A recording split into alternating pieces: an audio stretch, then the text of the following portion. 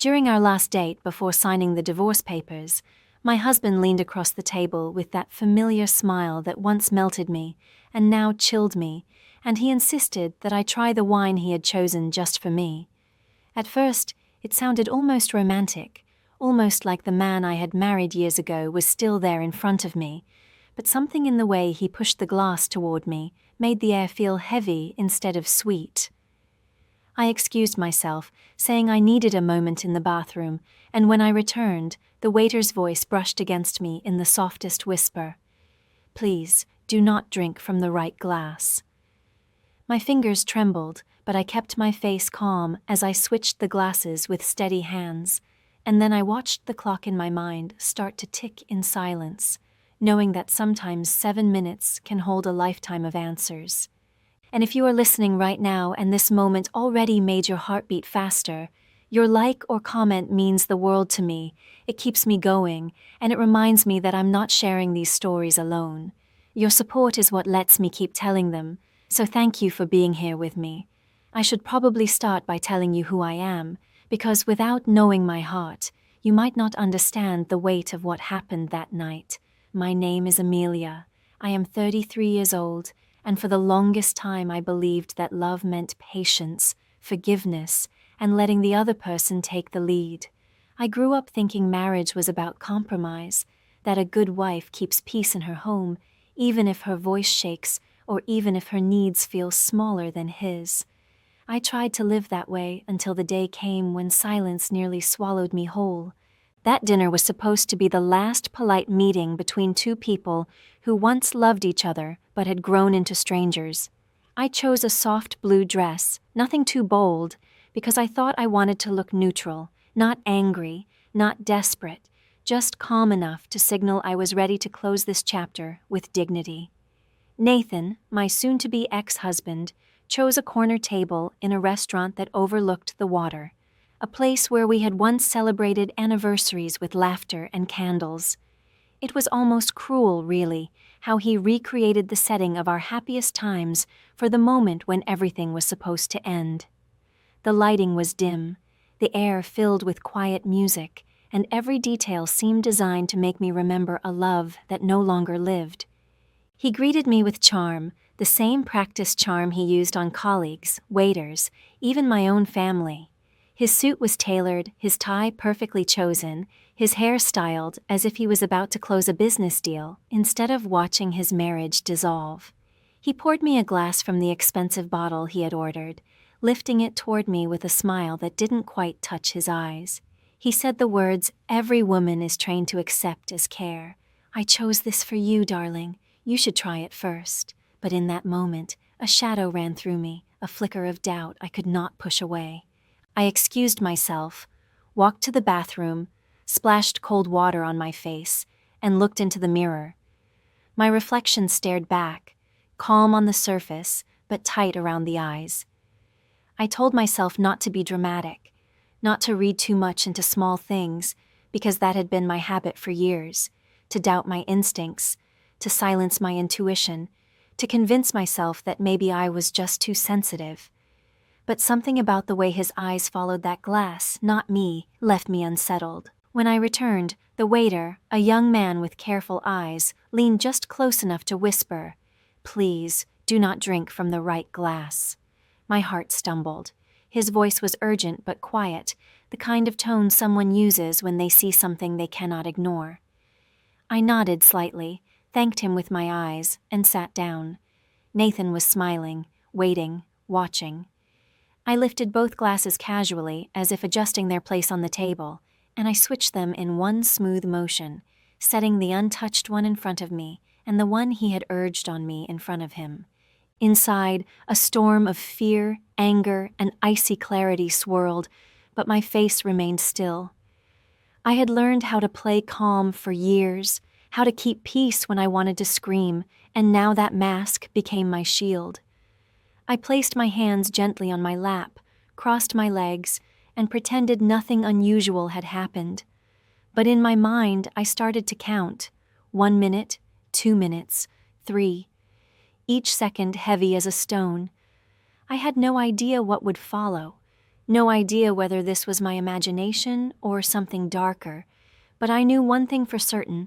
I had just stepped off the path of silence and onto the edge of truth. When people look at a couple sitting in a beautiful restaurant, dressed neatly, sipping expensive wine, they often imagine that what brought them there was love, respect, and years of care woven together into a shared life. If someone had glanced at Nathan and me that night, they might have thought we were celebrating an anniversary, maybe reliving the spark of romance, not closing the door on years of disappointment and betrayal. They wouldn't have seen the slow erosion that had eaten away at me piece by piece until the woman I had once been was almost unrecognizable to myself. Nathan and I met on a warm evening nearly 10 years earlier at a friend's birthday party in Boston. He was charming, with quick humor, and that magnetic confidence that makes a room lean closer when he speaks. I was 23 then, hopeful and hungry for a life that felt bigger than the one I had known. He noticed me across the room, brought me a drink without asking, and said I had the kind of smile that could make a man forget his worries. I remember blushing, laughing, and telling myself that this was what it felt like when fate took your hand. Looking back, I wonder if it was fate or simply the start of a carefully crafted performance. The first years of marriage were painted in bright colors. He surprised me with flowers on Wednesdays, just because. He took me to small towns on weekends, saying he wanted me to see life beyond the city. He told my parents he adored me and promised them he would take care of me for the rest of his life. I believed him because he seemed so sincere, so steady, and because I wanted to believe. At that time, I thought love was measured in gestures, in how many times someone said the right words, not in how they treated you when no one else was watching. Slowly, the colors began to fade. Nathan liked to take charge of everything. At first it looked like leadership, but later it felt like control. He insisted on handling all the bills, saying I didn't need to worry about such boring details.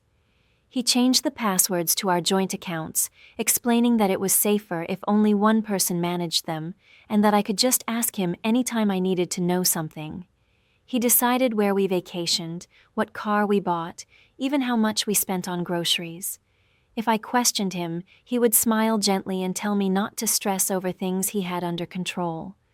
And so I told myself he was protecting me, not shutting me out. I remember one evening when I wanted to buy a small necklace I had admired in a shop window for weeks. It wasn't expensive, just a silver chain with a little heart-shaped pendant. I mentioned it to Nathan, expecting him to smile and say, "Of course, why not?" Instead, he frowned and told me it was a silly waste, that I didn't need things like that because he gave me so much already. He said it with such authority that I felt embarrassed for even asking. That night I cried quietly in the bathroom so he wouldn't hear, because some part of me knew I wasn't crying about the necklace at all. I was crying because my wants were slowly disappearing, shrinking into something that no longer mattered, not even to me. Nathan was skilled at turning my kindness against me. When I disagreed, he would say I was being ungrateful, that I didn't appreciate how hard he worked for us. When I felt tired, he said I was too emotional, that maybe I needed to toughen up. He said these things with a calm voice, never shouting, which made it even worse because it left me doubting myself. If he had yelled, I might have had something to push back against, but his quiet superiority made me believe I was the problem, not him. His family mirrored his behavior, as if trained by his example. At dinners, when I tried to share my thoughts, they would cut me off or dismiss me with a smile, calling me sweet in that tone that really means small. Once, his mother even said, "Nathan was always meant to lead. You should be grateful you found a man strong enough to handle you." I laughed it off at the table, but inside it felt like my place was being drawn in permanent ink. Quiet, agreeable, invisible. The worst part was how normal it all seemed to outsiders. Friends saw us at parties and thought we were perfect. Nathan always had his hand at the small of my back, guiding me, presenting me like something he owned, and they thought it was affection. They couldn't see the way he steered my life in private, the way he minimized me so gently that it looked like love. And I let it happen, because I thought being easy, being accommodating, was the only way to keep the peace. But peace at the cost of your own self is not peace at all. It is a slow drowning, a silence that steals pieces of your voice until you can no longer remember how it sounded. I kept telling myself it was just a phase, that once he felt more secure, once he achieved more at work, he would relax, and we would go back to the tenderness of our first years. But those days never returned, and the tenderness was gone like smoke after a candle is blown out. That's how I ended up sitting across from him in that restaurant, waiting to sign papers that should have closed a painful chapter. People might think the greatest injustices come in dramatic blows, betrayal, shouting matches, public scenes. But the truth is that sometimes the worst injustice is quiet, polite, wrapped in silk words and steady smiles. It is the way someone convinces you that your needs are silly, your questions are ungrateful, your voice is too loud even when you barely whisper. By the time I reached that night, I had learned to sit still with a smile while my heart screamed for air. I had accepted scraps of affection, believing they were meals. I had allowed my life to shrink into a space so small I could barely breathe.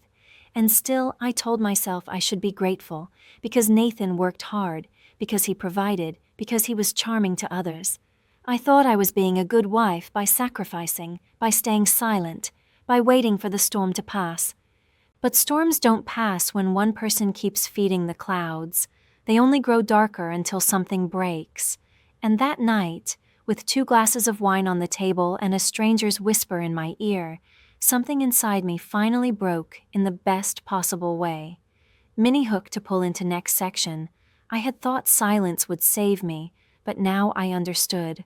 Silence was the cage, and the only way out was to open my eyes and see what he had been hiding all along.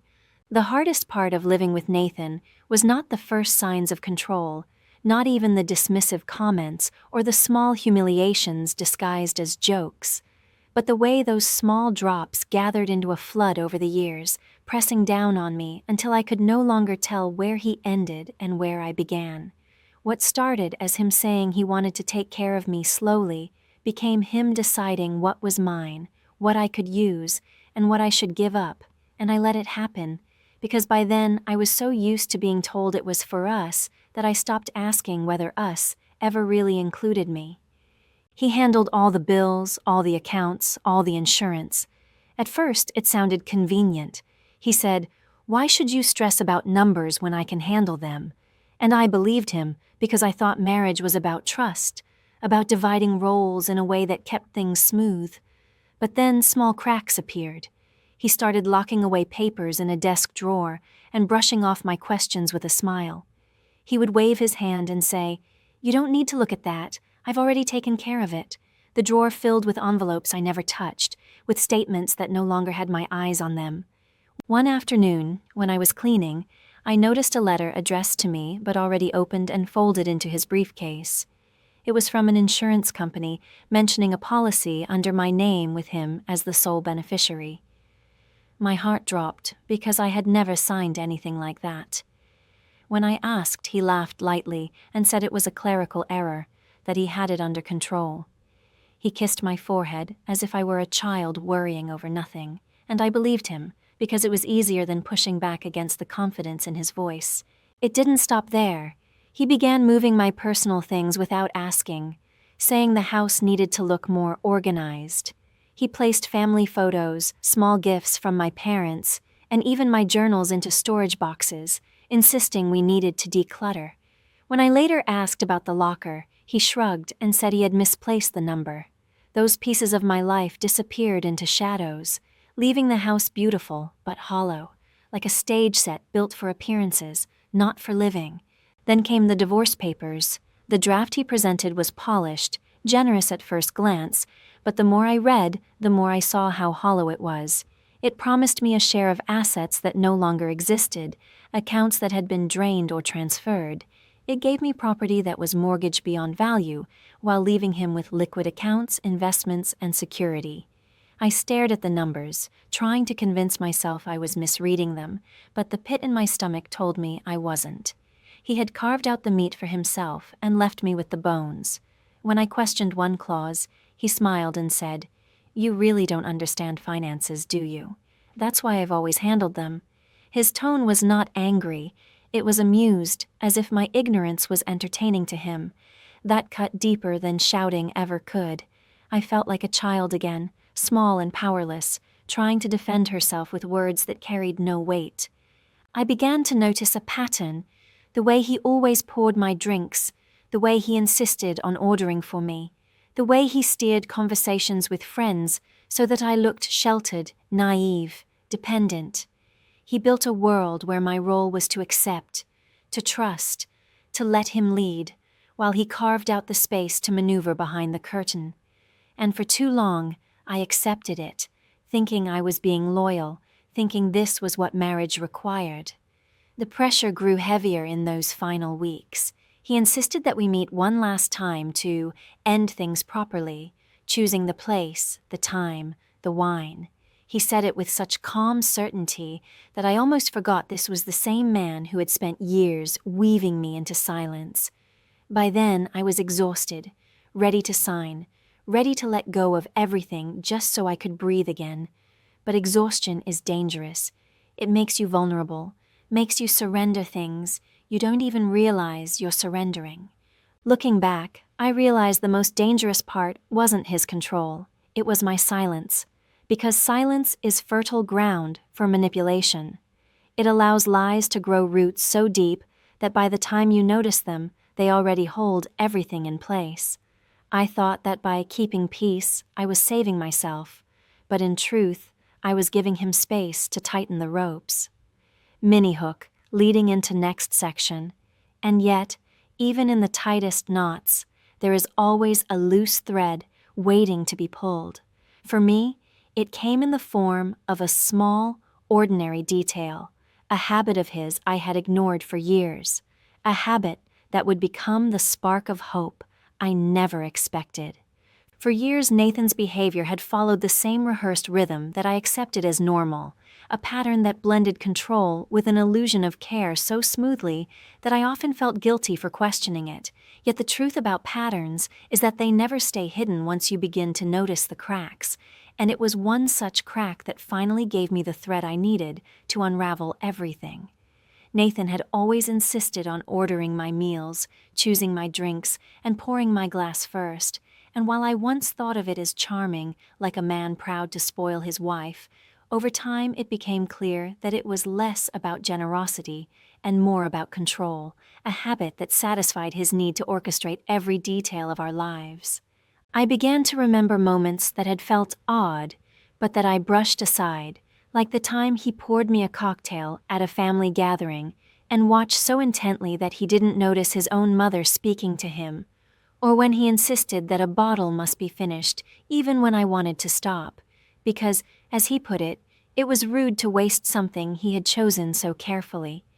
The night at the restaurant, with the waiter's whisper still echoing in my mind, that old habit returned like a floodlight illuminating the stage, and suddenly all those little moments I had dismissed as harmless quirks lined up into a single, sharp truth. His focus on my glass was not affection, but a tell, the giveaway of a man with something to hide. As I sat across from him, pretending to listen to his smooth talk about how fair he had been in the divorce settlement, I caught the way his eyes drifted again and again toward the wine he thought I would drink, and in that gaze, I saw less of a husband and more of a gambler waiting to see his bet pay off. It was in that instant I realized that patterns are confessions written in routine, and the man who once claimed to protect me had in fact been rehearsing something far darker than protection. I felt the first real shift inside me that night. Not a loud explosion, but a quiet flicker of strength, the recognition that I was not imagining shadows where there were none, but finally daring to see the shadow that had always been there.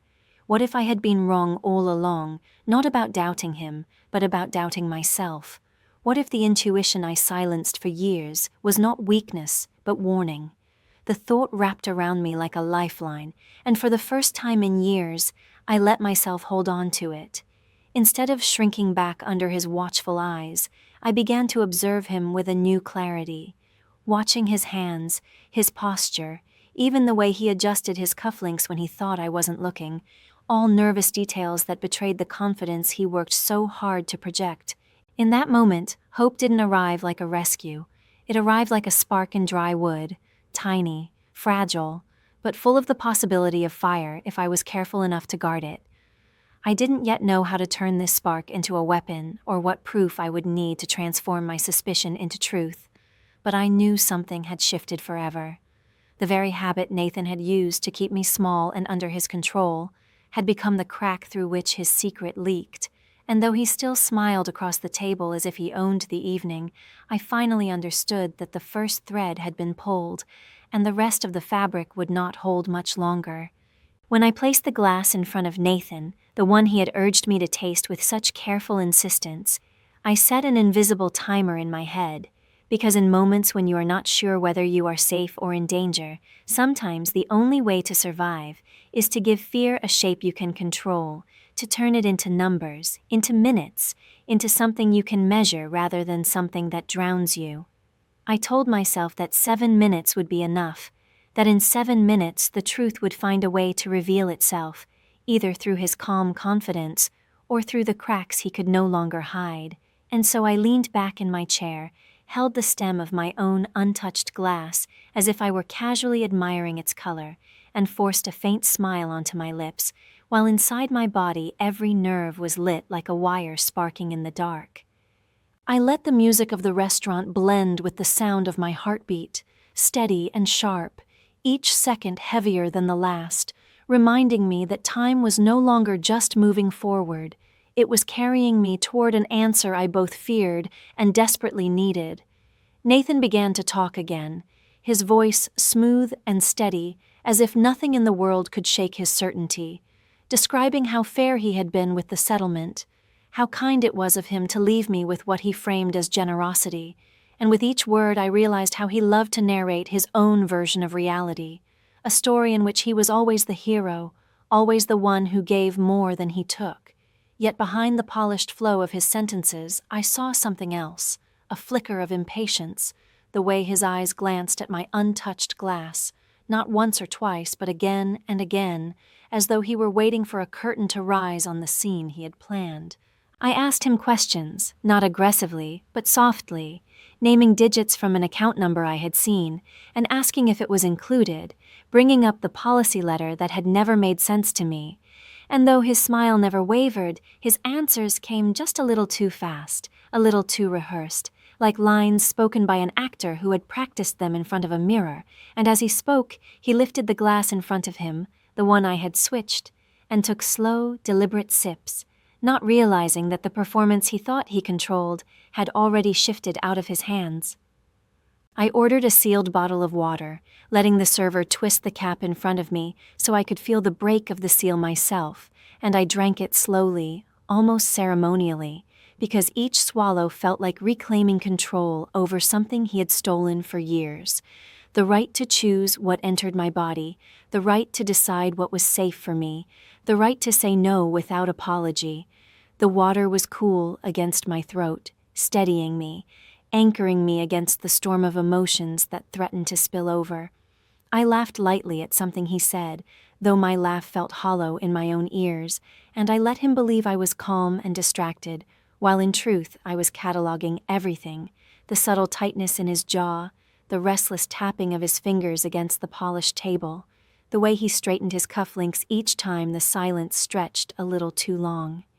Inside, I replayed the waiter's whisper over and over like a hymn, "Please, do not drink from the right glass," and it became the thread that kept me from unraveling, the reminder that someone else had seen what I had been too afraid to trust myself to see.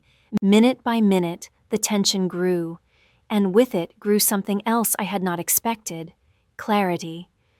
I began to see Nathan not through the lens of love or loyalty, or even anger, but as a stranger across from me, a man so invested in his own illusion of control that he failed to notice when control slipped quietly away.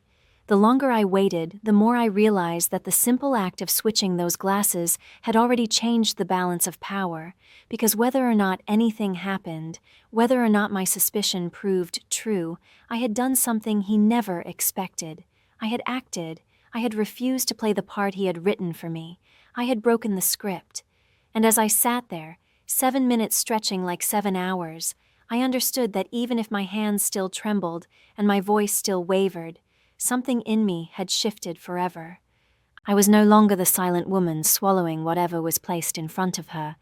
I was the woman who had chosen, quietly and firmly, to turn the table, and that choice alone had already made me stronger than I had ever been in his shadow. The moment I realized that I could not rely on Nathan's words, but only on my own eyes, I also understood that survival would not come from loud confrontations or dramatic accusations, but from building a quiet wall of proof brick by brick. And in that fragile, tense hour, the first brick was placed by someone I had not expected, a young waiter whose careful whisper had already shifted the course of the evening. When he returned to the table with the sealed bottle of water I had ordered, he did not meet my eyes for long, but in that brief exchange I saw both caution and understanding, as if he too knew more than he could say aloud. It was then that I decided I would not let his silent courage go to waste, and I found the steadiness to ask him for something that seemed ordinary on the surface, yet held a hidden weight.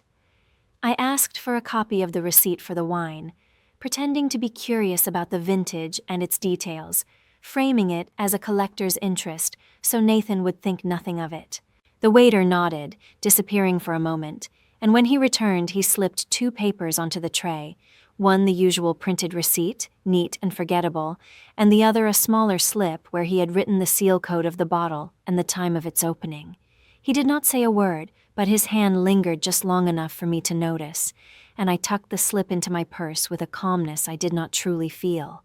Nathan barely looked up, too focused on the performance of his charm, too certain that the spotlight remained on him, and I sat across from him with a still face, knowing that for the first time in years I had someone on my side, someone who had given me a piece of the truth that could not be erased. That simple paper, so fragile and ordinary, was more powerful than all of his practiced smiles, because it marked the first time his world had been documented outside of his control. I let the conversation stretch on, even ordering a small dessert to go just to extend the minutes, because each moment that passed was another thread woven into the net I was quietly building. Nathan leaned forward, speaking of his plans after the divorce, how free we would both feel, how generous he had been in letting me keep certain assets, his voice smooth and full of self-satisfaction. Yet underneath, I noticed a restlessness he could not contain, the way he shifted in his seat and adjusted his watch, the subtle signs of a man who had planned too carefully and was waiting for a result that refused to come. I watched him with new eyes, no longer a woman waiting for crumbs of affection, but a witness recording every twitch and every word, knowing that one day those details would matter. I had always believed evidence was found in bold strokes, but now I understood that the truth often hides in the smallest, quietest lines, the kind that slip under the radar until they are gathered together and shown in the right light. By the time the dessert arrived in its box and the bill was signed, I no longer felt like the powerless wife who had walked in seeking closure, but like someone who had been handed a key in the most unlikely place. The waiter's slip of paper burned softly in my purse, a reminder that I was not alone, that even in the carefully crafted stage Nathan had built for himself, cracks were appearing and light was seeping through. I rose from the table with calm grace, thanked Nathan for the dinner as though nothing unusual had happened, and walked out into the night with a heart still racing yet steadier than before.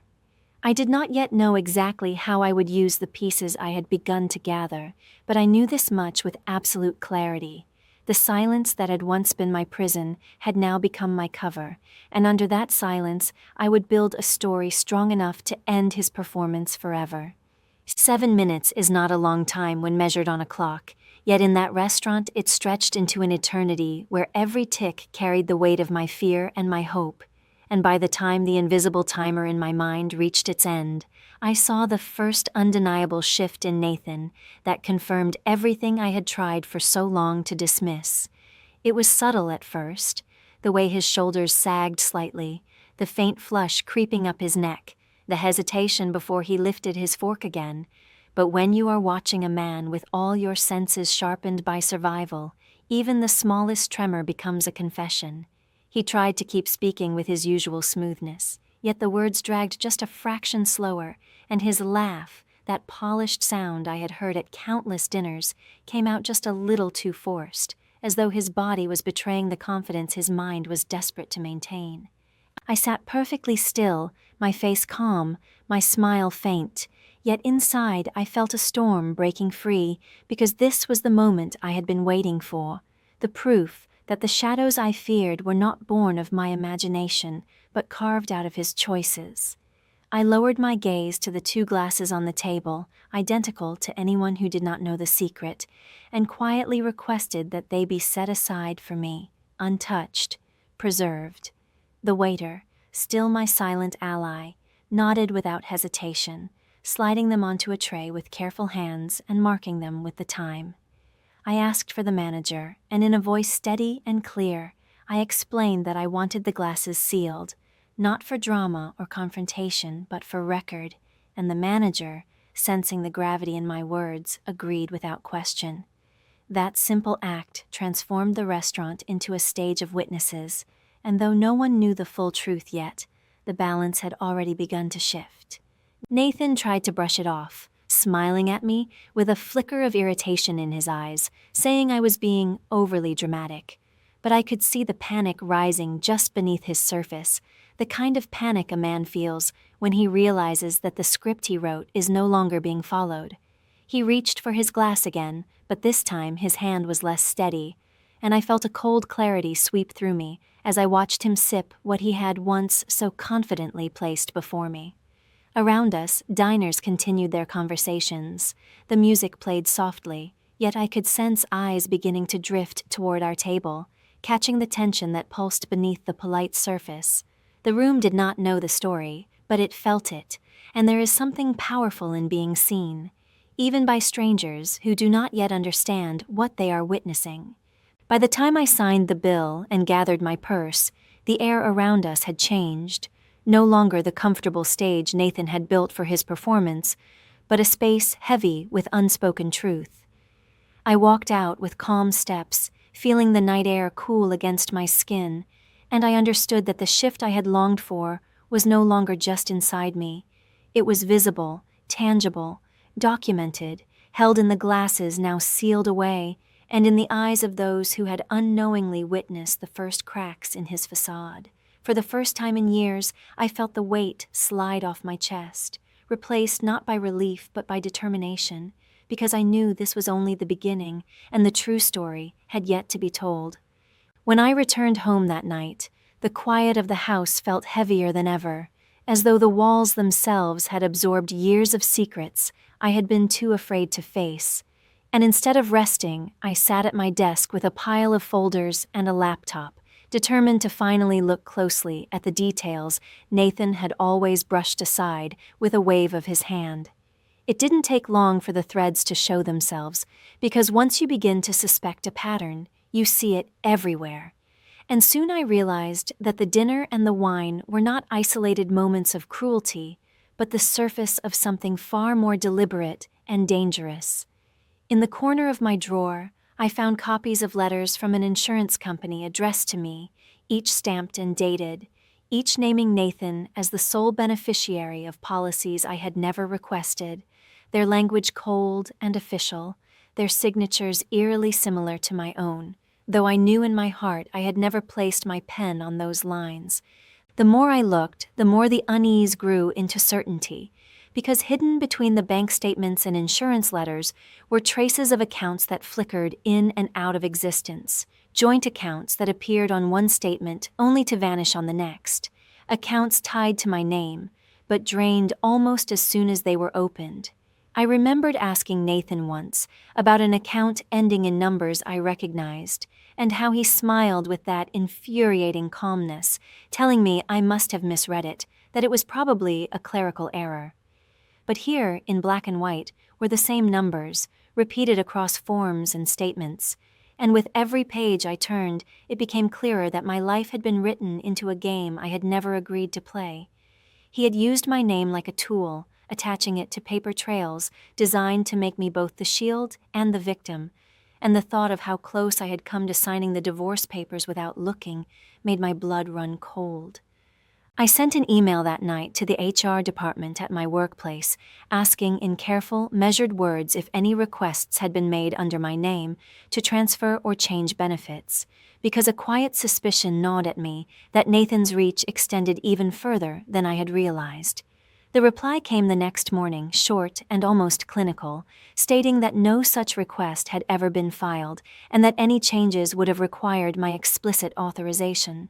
Reading those words, I felt both relief and dread, relief that he had not succeeded in that particular attempt, and dread because it proved beyond doubt that he had tried, that the shadow I feared was not in my imagination, but in the ink of official letters and the false comfort of his practiced smiles.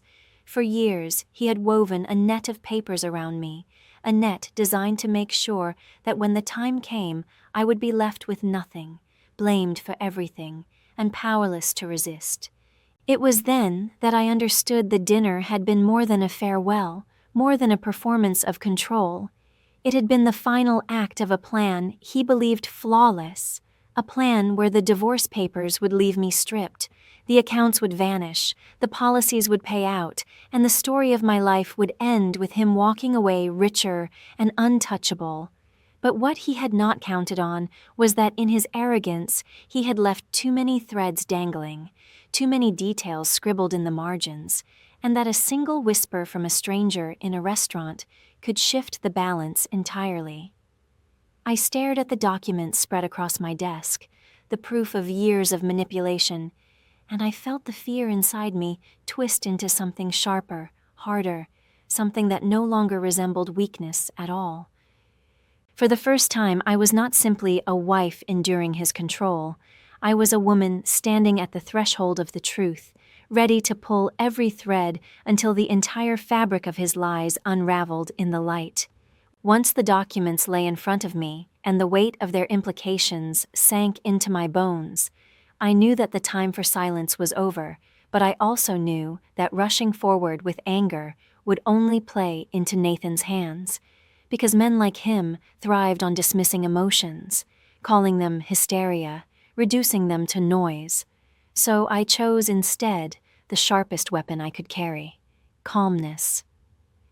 The next morning, I contacted my attorney, Priya Patel, a woman whose quiet brilliance had always impressed me, and I told her everything, from the whisper in the restaurant to the sealed glasses to the letters that bore signatures I had never written.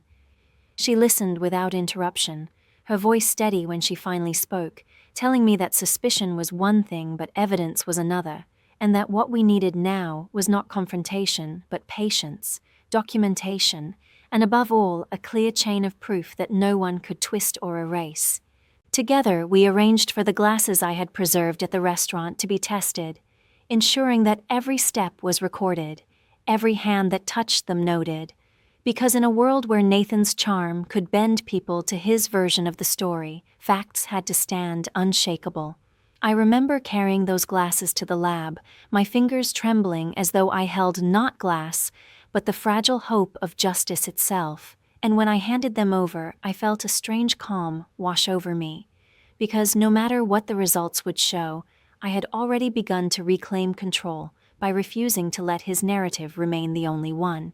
At the same time, Priya instructed me to organize the letters, statements, and receipts into a timeline, not as scattered suspicions, but as a story told in ink and numbers, because she reminded me that courts and mediators believe stories written on paper more than tears spoken aloud. I began to live my days differently then, not as a woman shrinking under the shadow of a powerful husband, but as a witness building a case. Each email I saved, each note I scribbled, each memory I matched with a document became a thread in the rope I was twisting together, a rope strong enough to pull me out of the trap he had set. Nathan, oblivious to this shift, continued with his performance, calling me with feigned kindness, suggesting we keep things civil, even hinting that perhaps we could reconsider the divorce if I simply signed what he offered. But where once his voice had filled me with confusion, now it only filled me with quiet certainty that he was a man standing on a floor that was already cracking beneath him. I kept my replies polite, short and calm, never giving away the truth that the balance of power had already begun to tip. The more evidence I gathered, the lighter I felt, not because the burden was gone, but because for the first time the weight was in my hands, not his, and I carried it with purpose rather than fear.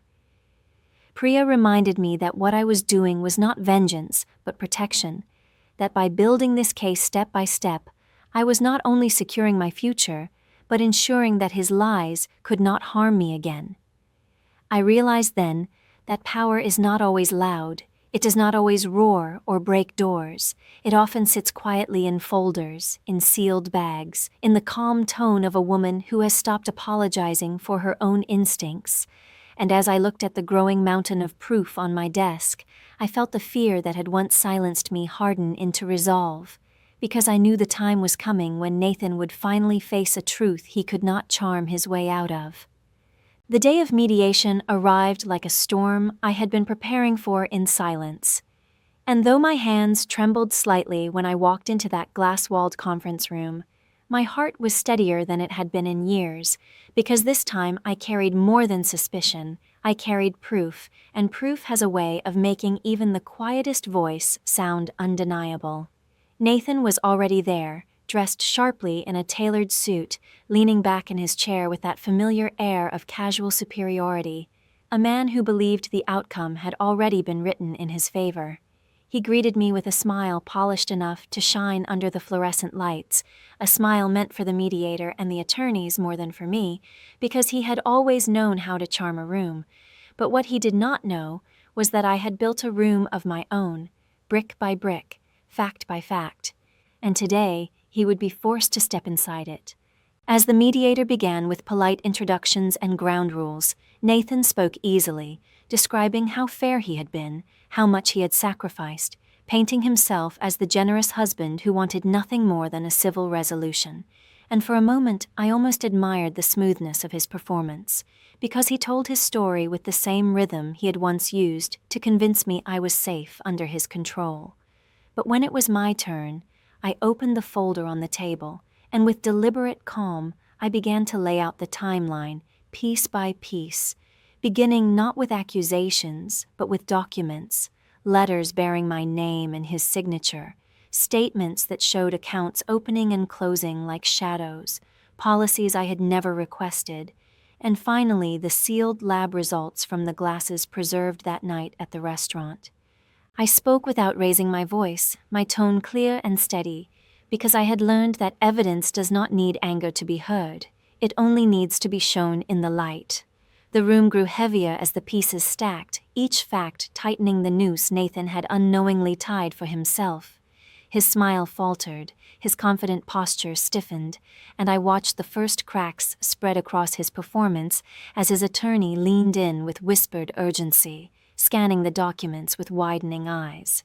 The mediator, who had nodded politely during his earlier speech, now leaned forward toward my side of the table, asking questions that gave me the chance to connect the dots, to show how each slip of paper linked to the next. I didn't need dramatic words. The evidence told the story on its own, and that story painted Nathan not as the noble husband he pretended to be, but as a man who had built a web of deceit so fragile that one quiet tug unraveled it in front of everyone. By the time I slid the final paper across the table, the room was silent except for the faint hum of the air conditioning. Nathan tried to speak, his voice lower now, no longer smooth but strained, offering excuses about clerical errors, misunderstandings, stress, but each word rang hollow against the clarity of the document spread before him. The glass walls of the conference room reflected his face back at him, pale and unsettled, and in that reflection he saw himself not as he wanted to be seen, but as he truly was, a man stripped of his charm, forced to confront the truth in front of strangers who could no longer be swayed. For the first time, I felt the weight shift entirely, and I realized that justice is not always loud or dramatic. It is often quiet, factual, and undeniable, and in that quiet the most powerful mirror of all is held up, leaving no room to escape. When Nathan realized the evidence could no longer be waved away with a smile or a clever phrase, something inside him cracked, and for the first time in all the years I had known him, I saw him not as the man who held power, but as a man stripped of it, a figure shrinking inside the very suit he had chosen to project control. His voice faltered as he tried to explain the insurance documents, calling them clerical errors. Then he shifted to blaming stress, saying he must have signed things too quickly, before finally falling into silence when confronted with the matching signatures that proved deliberate intent. The smooth performance that had once dazzled colleagues, friends, even my own family collapsed in on itself, leaving behind not a hero, not even a villain in control, but a desperate man whose mask had been torn away in a room where every eye was watching. His attorney, once relaxed and confident, now leaned forward with a tense jaw, whispering urgently, while the mediator sat back in silence, clearly weighing the gravity of what had been revealed. I sat with my hands folded neatly on the table, my heartbeat steady, because I understood that I no longer needed to raise my voice. I no longer needed to fight for space. The facts themselves were speaking louder than I ever could.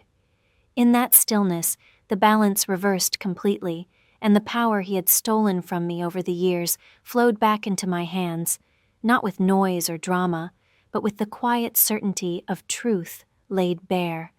For so long, I had felt like a shadow in his world, but now it was he who looked small, cornered by a story he had written too confidently, believing no one would ever read the fine print.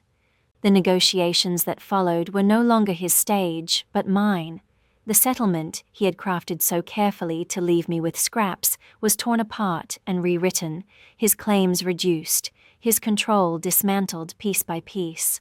Where he had once spoken over me, his words now stumbled and fell flat, while my attorney guided the process with calm precision, ensuring that everything Nathan thought untouchable was divided, accounted for, and stripped of the secrecy he had built around it.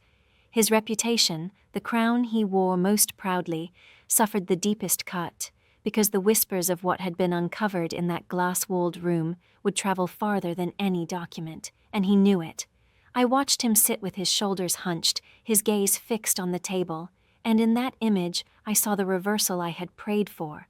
The man who once towered over me, now diminished, unable to lift his eyes. When the session ended, the air felt different, lighter, as though the room itself exhaled after holding its breath through the storm. I walked out with measured steps, not triumphant in the way I once imagined vengeance would feel, but stronger, clearer, filled with the quiet satisfaction that justice had not only been served, but had been seen. Behind me, Nathan remained in his chair, his mask shattered, his future uncertain, and I realized that the greatest consequence for a man like him was not the money lost or the documents signed, but the collapse of the illusion he had spent years perfecting.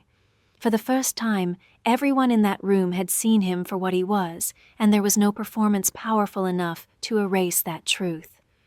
When the dust of mediation settled, and the last signatures were placed on papers that no longer stole from me but restored my voice, I stepped out of that chapter of my life, carrying something far more valuable than any asset or settlement could represent. I carried myself, whole and unbroken, a woman no longer bent by silence.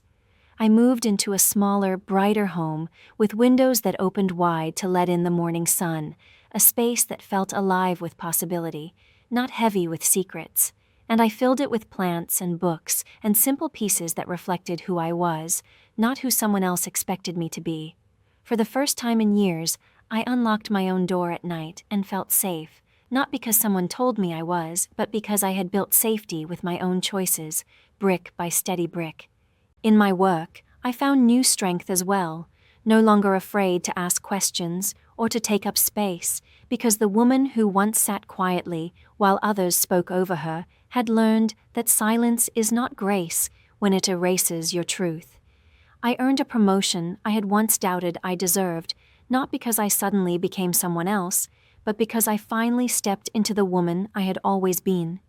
Friends and colleagues who had once admired Nathan's charm began to see the cracks in his image, for whispers of what had transpired in mediation reached further than either of us expected, and while he tried to spin new stories, they no longer landed as smoothly as before.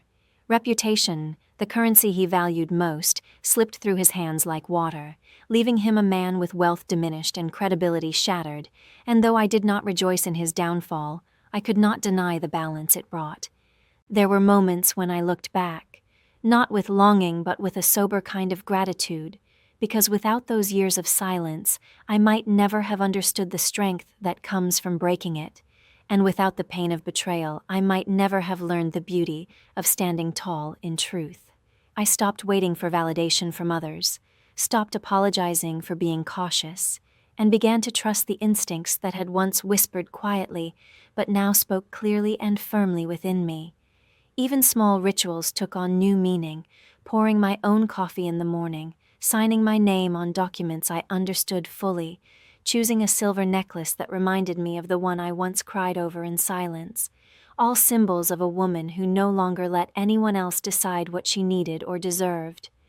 And so, when I think of Nathan now, I no longer see the man who once towered over me in confidence, nor the shadow who tried to orchestrate my ending, but simply a figure who taught me a lesson at a cost he never imagined, that control collapses when truth is given space to breathe, that power built on deception always devours itself. My story is not one of revenge that seeks to destroy, but one of justice that restores balance, and if there is one moral I carry with me, it is this: never underestimate a quiet woman who chooses to act, because her silence is not weakness, it is the gathering of strength, and when she finally speaks with proof in her hands, the world listens. I closed the door on that chapter with steady hands, and as I walked forward into my new life, I carried the unshakable certainty that kindness with boundaries is power, and that truth, no matter how long it hides in the shadows, will always find its way into the light. If you've stayed with me through this story, I just want to say thank you from the bottom of my heart, because sharing these moments means so much more when I know you're right here with me. If this story touched you, if it made you feel anything, anger, hope, or just the relief of seeing justice done, please tap that like button, leave me a comment with your thoughts, and subscribe so you don't miss the next story. Every time you do, it reminds me that I'm not telling these stories alone, that we're building this space together, and honestly, your support is what gives me the strength to keep creating more.